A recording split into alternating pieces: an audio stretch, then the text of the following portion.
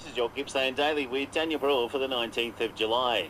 The VFF's Making Our Farms Safer project is helping shine a light on farmers' mental health during National Farm Safety Week by helping to make it an integral part of farm safety culture. Melissa Smith from Mental Health Awareness Foundation Let's Talk says National Farm Safety Week is a fantastic opportunity to start the conversation. Farmers aren't renowned for talking about this type of thing, and it certainly should be on the forefront at the moment if they are, to talk about what's happening behind the scenes within their farm. Latrobe Regional Health has expanded a service to treat bone fractures to meet the growing demand from the local community. From treatment of fractures in both adults and children significantly improves outcomes. LRH Consulting Suites Business Manager Paul Ferguson says this was due to space availability.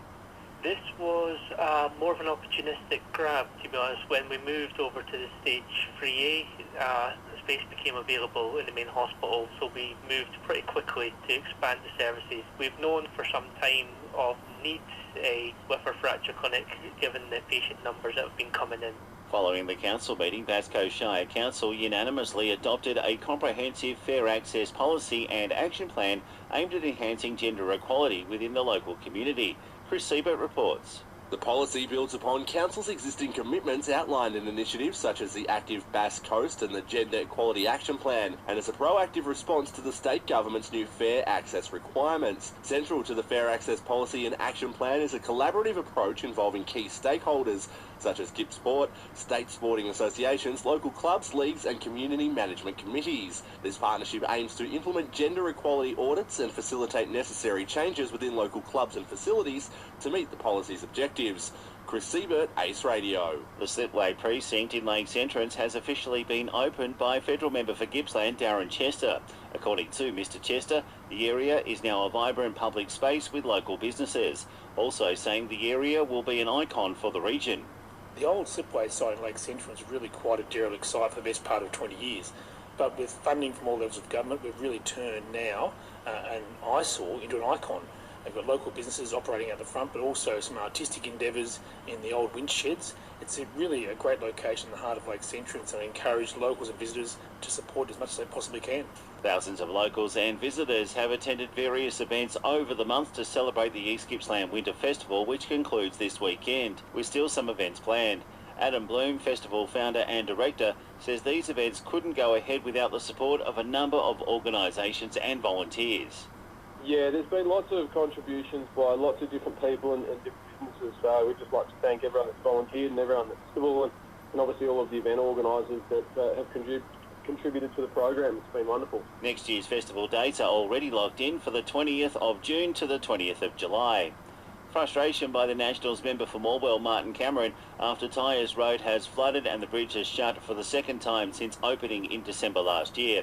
Vic Roads announced yesterday morning that it will be closed in both directions, causing anger among drivers.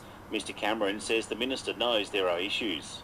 Minister for Roads, Melissa Horne, is actually aware that Labor completely bungled the rebuild of the Tyers Bridge by not raising the causeway because it was too expensive. The reality is that corners were cut on the project because Labor wasn't willing to stump up the funds. In a statement to Ace Radio from the Minister's office, it reads Tyers Road is closed in both directions approaching the Latrobe River Bridge to keep the community safe. These measures were quickly put into place after a truck became stuck in floodwaters early yesterday morning and had to be towed.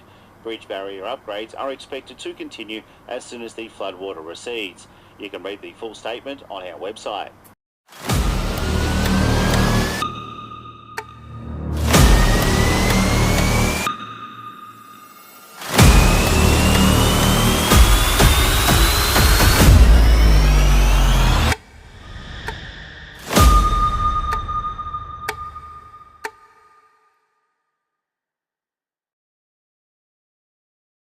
In sport, round 14 of the Gippsland League football tomorrow in what will be trying conditions. Sala at home against Druin, Warragul play host to top of the table Leongatha, Wonthaggi versus Traralgon, match of the round is Bairnsdale versus Moe, and Morwell are on their home deck against Mathra. Latrobe Valley Volleyball had its presentation evening with the Open Division Best and Fairest Men awarded to Andrew Burgess and Open Division MVP to Jack Johnson. While in the women's division, Best and Fairest was awarded to Kelly Cook and MVP named Ruby Price.